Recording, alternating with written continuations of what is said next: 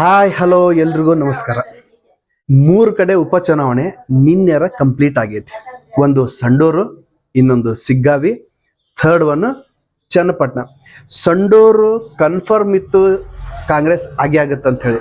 ಯಾಕಪ್ಪ ಅಂತಂದ್ರೆ ಅಲ್ಲೇ ತುಕಾರಾಮ್ ಅವರ ಒಂದು ಹಿಡಿತ ಜಾಸ್ತಿ ಐತಿ, ಮತ್ತೆ ಸಂತೋಷ್ ಲಾಡ್ ಅವ್ರ ಹಿಡಿತ ಜಾಸ್ತಿ ಐತಿ. ಅದು ಅಲ್ದ ಅಲ್ಲೇ ಗೋರ್ಪಡಿ ಅವ್ರು ಅದಾರ. ಸೊ ಒಟ್ಟಾರೆಯಾಗಿ ಹೇಳ್ಬೇಕಪ್ಪ ಅಂತಂದ್ರೆ ಅಲ್ಲೇ ಕಾಂಗ್ರೆಸ್ ಕನ್ಫರ್ಮ್ ಆಗಿ ಬರುತ್ತೆ ಅನ್ನೋದು ಗೊತ್ತಿತ್ತು. ಇನ್ನ ಸಿಗ್ಗಾವಿಗೆ ಬಂದ್ರಪ್ಪ ಅಂತಂದ್ರ ಸತತ 4 ಸಾರಿ ಏನ್ ಗೆದ್ದಿದ್ರಲ್ಲ ಬಸವರಾಜ ಬೊಮ್ಮಾಯಿ ಅವರು, ಅವ್ರ ಮಗ ಭರತ್ ಈ ಸಾರಿ ಜನರವರಿಗೆ ಕೈ ಕೊಟ್ರು. ಯಾರು ಅನ್ಕೊಂಡಿರ್ಲಿಲ್ಲ ಸಿಗ್ಗಾವಿ ಬಿಜೆಪಿ ಬಿಟ್ಟು ಕಾಂಗ್ರೆಸ್ಸಿಗೆ ಹೋಗುತ್ತ, ಜನರು ಕಾಂಗ್ರೆಸ್ ಕೈ ಹಿಡಿತಾರ ಅನ್ನೋದು ಯಾವ ಬಿಜೆಪಿ ನಾಯಕರಿಗೂ ಗೊತ್ತಿರಲಿಲ್ಲ. ಆದ್ರೂ ಕೆಲವೊಂದಿಷ್ಟು ಪೊಲಿಟಿಕಲ್ ಸ್ಟ್ರಾಟಜಿಸ್ ಅಂತ ಇರ್ತಾವಲ್ಲ, ಅದು ಯಾವ ಟೈಮ್ ಒಳಗ ಹೆಂಗ ಟರ್ನ್ ಆಗತ್ತ ಅಂತ ಹೇಳಕ್ ಆಗಲ್ಲ.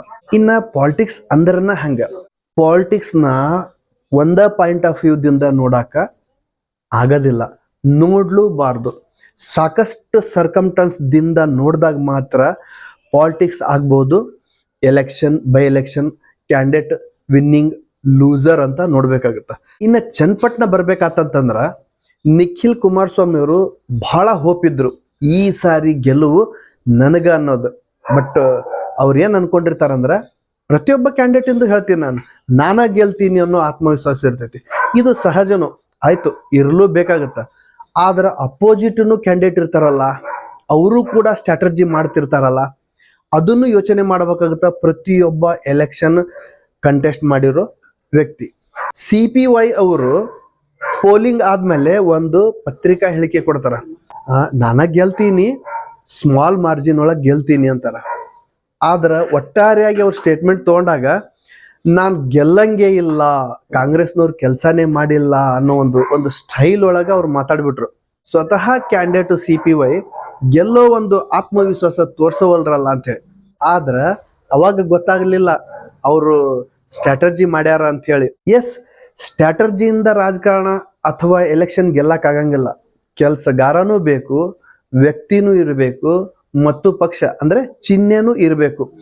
ಎಲ್ಲಾ ರೀತಿಯಿಂದ ಇದ್ದಾಗ ಕೆಲವೊಂದಿಷ್ಟು ಬಲಗಳಂತಾರಲ್ಲ, ಹಣ ಬಲ, ತೋಳ್ಬಲ, ಜನಬಲ, ಏನೇನೋ ಬಲಗಳು ಅಂತಾರಲ್ಲ, ಆ ಎಲ್ಲಾ ಬಲಗಳದ ಜೊತೆಗೆ ಸ್ಟ್ರಾಟರ್ಜಿನೂ ಬೇಕಾಗತ್ತ. ಯಾವ ಟೈಮ್ ಒಳಗ ಯಾವ ದಾಳ ಉರುಳಿಸ್ಬೇಕನ್ನೋದು.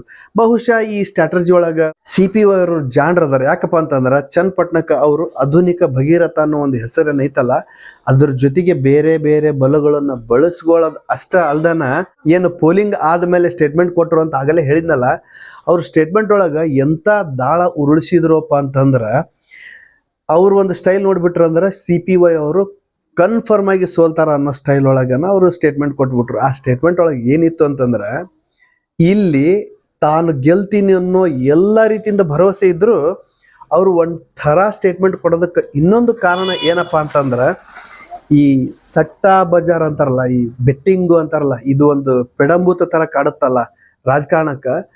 ಈ ಒಂದು ಸಟ್ಟಾ ಬಜಾರ್ ಒಳಗ, ಈ ಒಂದು ಬೆಟ್ಟಿಂಗ್ ಒಳಗ ನಿಖಿಲ್ ಕುಮಾರಸ್ವಾಮಿ ಗೆಲ್ತಾರೋ CPY ಗೆಲ್ತಾರೋ ಅಂತ ಹೇಳಿ ಏನು ಬೆಟ್ಟಿಂಗ್ ಏನು ಕಟ್ಟೋರು ಇರ್ತಾರಲ್ಲ ಜನರು, ರಾಜಕೀಯ ಹುಚ್ಚನವ್ರು, ಅದೇ ಆಗಲ್ಲ ಹೇಳಿದ್ನಲ್ಲ, ಒಂದು ಪೆಡಂಭೂತ ತರ ಇದೇನು ಕಾಡುತ್ತಂತ ಹೇಳಿದ್ನಲ್ಲ, ಇಂಥದ್ರ ಮಧ್ಯೆ BJP ಫೇವರ್ ಆಗಿ ಯಾರ್ಯಾರು ಸಟ್ಟಾ ಬಜಾರ್ದೊಳಗೆ ಇನ್ವೆಸ್ಟ್ ಮಾಡ್ತಾರಲ್ಲ, ಅವ್ರಿಗೆ ಹಾಕಿರೋ ಬಂಡವಾಳನು ಬರಬಾರ್ದು, ಆ ಮಟ್ಟಕ್ಕ BJPನವ್ರು ತಳ ಮಟ್ಟಕ್ಕ ತಗೊಂಡು ಹೋದ್ರು. ಅವ್ರ ಸ್ಟ್ರಾಟರ್ಜಿ ಅವಾಗ ಗೊತ್ತಾಗ್ಲಿಲ್ಲ. ಇದಕ್ಕೆ ಸುಮ್ಮನೆ ಪುಷ್ಟಿ ಕೊಡೋ ಥರ ಹೇಳ್ಬೇಕಪ್ಪ ಅಂತಂದ್ರ, DK ಶಿವಕುಮಾರ್ ಅವ್ರ ಒಂದು ಸ್ಟೇಟ್ಮೆಂಟ್ ಸುಮ್ಮನೆ ಹಂಗ ಕೊಟ್ರಲ್ಲ, ನಮಗೆ BJP ಅವ್ರದ್ದು ಸಪೋರ್ಟ್ ಇತ್ತು ಅಂತ ಹೇಳಿ. ಇವೆಲ್ಲ ರಾಜಕೀಯ ಸ್ಟ್ರಾಟಜಿಸ್ ಡೈರೆಕ್ಟ್ ಹೇಳಕ್ ಆಗ್ತಿರಂಗಿಲ್ಲ. ವಿನ್ ಆದ್ಮೇಲೆ ಸೆಲಿಬ್ರೇಟ್ ಮಾಡ್ಬೇಕಂತಾರಲ್ಲ, ಆ ಥರ ಅವ್ರ ಕ್ಯಾಂಡಿಡೇಟ್ ವಿನ್ ಆಗ್ಯಾರ, ಅವರು ಸಹಜವಾಗಿ ಸೆಲಿಬ್ರೇಟ್ನು ಮಾಡ್ಯಾರ. ನಿಖಿಲ್ ಕುಮಾರಸ್ವಾಮಿಗೆ ಏನು ಹೋಟ್ ಬಿದ್ದಿಲ್ಲ ಹಂಗಾದ್ರ, ಯಾಕ ಅವ್ರು ಒಳ್ಳೆ ಕ್ಯಾಂಡಿಡೇಟ್ ಅಲ್ಲನು? ಯಾವ ವ್ಯಕ್ತಿ ಗೆಲ್ತಾನ ಅದನ್ನಷ್ಟೇ ಯೋಚನೆ ಮಾಡ್ತಾರೆ ಅಲ್ಲ. ಯಾಕಂತಂದ್ರ ಗೆದ್ದು ಕುದುರೆ ಬಾಲ ಹಿಡಿತಾರೆ ಎಲ್ಲಾರು. ಹಂಗಾದ್ರೆ ನಿಖಿಲ್ ಕುಮಾರಸ್ವಾಮಿ ಅವ್ರು ಸೋತಾರಲ್ಲ, ಏನ್ ಬಹಳ ಅಂತರದಿಂದ ಸೋತ್ರ ಅವರು, ಅಥವಾ ಇವ್ರು ಏನ್ ಬಹಳ ಅಂತರದಿಂದ ಗೆದ್ರು? ಅದೇ 25,000. ಎಸ್, CPY ಅವರು ತಾವು ಗೆಲ್ತೀನಿ ಅನ್ನೋದು ಗೊತ್ತಿದ್ರು BJPಯಿಂದ ಮತ್ತೆ ಯಾರ್ಯಾರು ಸಟ್ಟಾ ಬಜಾರ್ದೊಳಗೆ ಇನ್ವೆಸ್ಟ್ ಮಾಡ್ತಾರ ಅವ್ರಿಗೆ ಪೂರ್ಣ ಪ್ರಮಾಣದೊಳಗೆ ಅಲ್ಲಿನೂ ಬಗ್ಗಿ ಬಡಿಬೇಕು ಅನ್ನೋ ಕಾರಣ ಇಟ್ಕೊಂಡು ಆ ಥರ ಸ್ಟೇಟ್ಮೆಂಟ್ ಕೊಟ್ಟಿದ್ರು. ಅವ್ರಿಗೆ ಕಾಂಗ್ರೆಸ್ಸಿನ ಎಲ್ಲ ನಾಯಕರ ಬೆಂಬಲ ಇತ್ತು, ಅವ್ರಿಗೆ ಕನ್ಫರ್ಮ್ ಇತ್ತು ತಾವ ಗೆಲ್ತಾರ ಅಂತ ಹೇಳಿ. ಆದ್ರೂ ಬಿಜೆಪಿಯಿಂದ ಅಥವಾ JDS ದಿಂದ ಏನು ಸಟ್ಟ ಬಜಾರದೊಳಗೆ ಇನ್ವೆಸ್ಟ್ ಮಾಡ್ತಾರಲ್ಲ, ಅವ್ರಿಗೆ ಯಾಕೆ ಬಗ್ಗು ಬಡಿಬೇಕು ಅನ್ನೋ ವಿಚಾರ ಬಂತು CPY ಅವ್ರಿಗೆ ಅಂತಂದ್ರ, ಅವ್ರಿಗೆ ಮತ್ತೆ ಕುಮಾರಸ್ವಾಮಿ ಅವರಿಗೆ ಮೊದ್ಲಾಗ್ಲಿದ್ದಾಗಲ್ಲ. ಆದ್ರೂ CPY ಅವರು ಕುಮಾರಸ್ವಾಮಿ ಬಗ್ಗೆ ಅಥವಾ ನಿಖಿಲ್ ಬಗ್ಗೆ ಸ್ವಲ್ಪ ಸಾಫ್ಟ್ ಕಾರ್ನರ್ ತೋರಿಸಿದ್ರು. ಎಲ್ಲದಕ್ಕೂ ಇದೇ ಮೂಲ ಕಾರಣ, ಸ್ಟ್ರಾಟಜಿ ಮಾಡಿದ್ರು ಅವರು. ಸಾಫ್ಟ್ ಕಾರ್ನರ್ ತೋರಿಸ್ತಾ HDK ಅವ್ರು BJP ಆಗಿದ್ರಲ್ಲ, ಸೊ HDK ಮತ್ತೆ CPY ಅವ್ರಿಗೆ ಆಗಂಗಿಲ್ಲ. ಅದಕ್ಕೆ HDKನ ಇದಕ್ಕಿಂತ ಬೆಸ್ಟ್ ಬಗ್ಸಕ್ ಆಗಲ್ಲ ಅಂತ ಹೇಳಿ ಅವರು BJPಯಿಂದ ಬಿಟ್ಟು ಏನು ಬಂದ್ರಲ್ಲ ಕಾಂಗ್ರೆಸ್ಸಿಗೆ, ಮತ್ತೆ ಸಹಜವಾಗಿ ಬಿಟ್ಟು ಬಂದಾರ ಅಂದ್ಮೇಲೆ ಮತ್ತೆ ಅವ್ರ ಮೇಲೆ ವೈರತ್ವ ತೋರಿಸ್ಲೇಬೇಕಾಗತ್ತೆ. ಆ ಒಂದು ಸ್ಟ್ರಾಟಜಿನ ಅವ್ರು ಇಲ್ಲೇ ಕ್ಲೀನ್ ಆಗಿ ನೀಟಾಗಿ ಮಾಡಿ ತೋರಿಸಿದ್ರು. ಅಲ್ಟಿಮೇಟ್ಲಿ ಅವ್ರು ಗೆದ್ರು. ಓಕೆ, ಆಗಲೇ ಹೇಳ್ದಂಗ ನಿಖಿಲ್ ಕುಮಾರಸ್ವಾಮಿ ಅವ್ರು ಏನು ವೋಟಿಂಗ್ ತಗೊಂಡಿಲ್ಲನು? ಎಸ್, ಅವ್ರು ವೋಟಿಂಗ್ ತಗೊಂಡಾರ. ಜಸ್ಟ್ 25,000ದಿಂದ ಅಷ್ಟ ಗೆಲುವು ಮತ್ತೆ ಸೋಲ್ ಆಗೈತಂದ್ರ ಆ ಒಂದು ಮಟ್ಟದ ಅಂತರ ಅದು ಅಂತ ಅನ್ಸಂಗಿಲ್ಲ.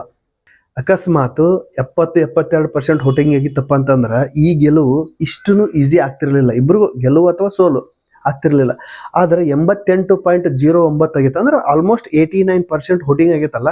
ಸೊ 89% ವೋಟಿಂಗ್ ಆತಪ್ಪ ಅಂತಂದ್ರೆ ನಾವು ಜನರಲ್ ಆಗಿ ಹೇಳಿದಾಗ 69-72% ವೋಟಿಂಗ್ ಅಂತ ಹೇಳ್ತಿರ್ತೀವಲ್ಲ, ಇನ್ನು ಉಳಿದಿರೋ 16%-17% ವೋಟಿಂಗ್ ಎಲ್ಲಿಂದ ಬಂತು? ಇದು ಡೆಡ್ ವೋಟಿಂಗ್, ಇದು ಸ್ಕ್ರ್ಯಾಪ್ ವೋಟಿಂಗ್. ಎಲ್ಲಿಂದ ಬಂತು ಅಂತಂದ್ರೆ ಕಾಂಗ್ರೆಸ್ನವರು ಗುಡ್ ಸ್ಟ್ರಾಟಜಿ ಮಾಡ್ಯಾರ. ಯಾವ ಡೆಡ್ ವೋಟಿಂಗ್ಸ್ ಅದಾವು, ಯಾವ ಸ್ಕ್ರ್ಯಾಪ್ ವೋಟಿಂಗ್ಸ್ ಅದಾವು, ನಾನು ಹಿಂದಿನ ಸುದ್ದಿ ಒಳಗೆ ಹೇಳಿದ್ದೆ. ಇದನ್ನ ಯಾವ ರಾಜಕಾರಣಿಗಳು, ಯಾವ ರಾಜಕೀಯ ಪಕ್ಷದವರು ಅದನ್ನ ಕ್ರಮವಾಗಿ ಬಳಸ್ತಾರ, ಸರಿಯಾಗಿ ಬಳಸ್ತಾರ, ಅವ್ರಿಗೆ ಗೆಲುವು ಆಗತ್ತ ಅಂತ ಹೇಳಿದ್ನಲ್ಲ. ಈಗ ಗೆಲುವು ಆಗೈತಿ ಅಂದ್ರೆ 25,000 ಏನು ಮಾರ್ಜಿನ್ ಆಗೈತಲ್ಲ ಒಂದು ಅಪ್ರಾಕ್ಸಿಮೇಟ್ಲಿ, ಆ ಗೆಲುವು ಕಾಂಗ್ರೆಸ್ನವ್ರಿಗೆ ಅಂದ್ರೆ CPY ಅವ್ರು ಸಿಗಾಕ ಏನು ಸ್ಕ್ರ್ಯಾಪ್ ವೋಟಿಂಗ್ ಅದಾವಲ್ಲ, ಡೆಡ್ ವೋಟಿಂಗ್ ಅದಾವಲ್ಲ, ಈ ವೋಟಿಂಗ್ ಬಹಳ ಮುಖ್ಯ ಅಂದ್ರೆ ಬಹಳ ಪ್ರಾಮುಖ್ಯತೆ ಪಡೆದೈತಿ. ಒಟ್ಟಾರೆಯಾಗಿ ಎಲೆಕ್ಷನ್ ಅಂತೂ ಆಯ್ತು. ಸೊ ಅನ್ಕೊಳ್ದೆ ಇರುವಂತ ಒಂದು ಶಿಗ್ಗಾವಿ ಒಳಗ ಕಾಂಗ್ರೆಸ್ ಬಂತು, ಅನ್ಕೊಂಡಿರೋ ಒಂದು ಸಂಡೂರ್ ಒಳಗ ಕಾಂಗ್ರೆಸ್ ಆಟೋಮೆಟಿಕ್ ಆಗಿ ಬಂತು. BJPಗೆ ಒಂದ್ ಸ್ವಲ್ಪ ಆಘಾತ ಆಗಿದ್ದಂತೂ ಸತ್ಯ ಐತಿ. BJP ಅವರು ಆತ್ಮಾವಲೋಕನ ಮಾಡ್ಕೊಳ್ಳಿ. ಇನ್ನ JDSನವರು ಸಾಕಷ್ಟು ಆತ್ಮಾವಲೋಕನ ಮಾಡ್ಕೋಬೇಕಾಗುತ್ತೆ. ಯಾಕಂದ್ರೆ ಚನ್ನಪಟ್ಟಣದೊಳಗ ನಿಖಿಲ್ ಕುಮಾರಸ್ವಾಮಿ ಅವರು 3ನೇ ಸಾರಿ ಸೋತ್ಯಾರ. ಬಹುಶಃ ಇಲ್ಲೇ ಎಲ್ಲೋ ಒಂದು ಕಡೆ ಇನ್ನೊಂದು ಪಾಯಿಂಟ್ ಇಲ್ಲೇ ಗಮನಕ್ಕೆ ತಗೋಬೇಕಾಗತ್ತ. ನಿಖಿಲ್ ಕುಮಾರಸ್ವಾಮಿ 3 ಕಡೆ ಅವರು ಸ್ಥಳಾಂತರ ಆದ್ರು 3 ಎಲೆಕ್ಷನ್ಗೆ. ಬಹುಶಃ ಒಬ್ಬ ವ್ಯಕ್ತಿ ಇಲ್ಲಿ ಬಿಟ್ಟು ಅಲ್ಲೇ, ಅಲ್ಲಿ ಬಿಟ್ಟು ಇಲ್ಲೇ ಸ್ಥಳಾಂತರ ಆದಾಗ ಜನರಿಗೆ ಕನ್ಫ್ಯೂಷನ್ ಇರ್ತೈತಿ. ಈ ವ್ಯಕ್ತಿ ಮಂಡ್ಯ ಹೋದೆ, ರಾಮನಗರ್ ಹೋದೆ, ಚನ್ನಪಟ್ಟಣ ಹೋದೆ, ಇನ್ನೊಂದು ಕಡೆ ಹೋದೆ, ಮತ್ತೊಂದು ಕಡೆ ಹೋದೆ ಅಂದಾಗ ಒಂದು ಕಡೆ ನಿಲ್ತಾನ ಈ ವ್ಯಕ್ತಿ. ಎಸ್, CPY ಅವ್ರಿಗೂ ಅದೇ ಒಂದು ಸ್ಟ್ರಾಟಜಿ ಅಪ್ಲೈ ಆಗ್ಬಹುದು. ಆದ್ರೆ compare to CPY, Nikhil Kumaraswamy ಅವರು 3ನೇ ಸಾರಿ ಈಗ ಅವರು ಸ್ಥಳಾಂತರ ಆದ್ರು, ಅಂದ್ರೆ ವಲಸೆ ಬಂದ್ರು. ಸೊ ಈ ತರ ಸಾಕಷ್ಟು ರಾಜಕೀಯ ನಾಯಕರು ವಲಸೆ ಆಗೋದ್ರಿಂದ ಈ ತರ ಹಿನ್ನಡೆ ಆಗೋ ಸಾಧ್ಯತೆನೂ ಜಾಸ್ತಿ ಐತಿ. ಕಟ್ಟ ಕಡೆ ಒಂದು ಪಾಯಿಂಟ್ ಏನಪ್ಪಾ ಅಂತಂದ್ರೆ, ಸಾಧ್ಯ ಆದಷ್ಟು JDSನವ್ರು ಏನಾದ್ರು ಕಾಮನ್ ಮ್ಯಾನ್, ಯಾರಿಗಾದ್ರೂ ಕಾಮನ್ ಮ್ಯಾನಿಗೆ ಅವ್ರು ಏನಾದ್ರು ಒಂದು ಕಣದೊಳಗೆ ಇಳಿಸಿದ್ರಂದ್ರ ಬಹುಶಃ ಅನುಕಂಪದ ಮೇಲೆ ಅವ್ರು ಗೆಲ್ತಿದ್ರು ಅನ್ನೋ ಗೊತ್ತಿಲ್ಲ. ಒಟ್ಟಾರೆಯಾಗಿ ವಿಕ್ಟರಿ ಅಂತೂ CPY ಅವ್ರಿಗೆ ಆಗೈತಿ. ಅವರ ಮುಂದಿನ ರಾಜಕೀಯ ಭವಿಷ್ಯ ಹಿಂಗಾಗಿ ಕಂಟಿನ್ಯೂ ಆಗ್ಲಿ, ಮತ್ತೆ ಸುಗಮವಾಗಿ ಹೋಗ್ಲಿ ಅಂತ ಹೇಳ್ತಾ ಈ ಒಂದು ಸುದ್ದಿನ ಇಲ್ಲಿಗೆ ಮೊಟಕ್ ಮಾಡ್ತೀನಿ. ಜೈ ಹಿಂದ್.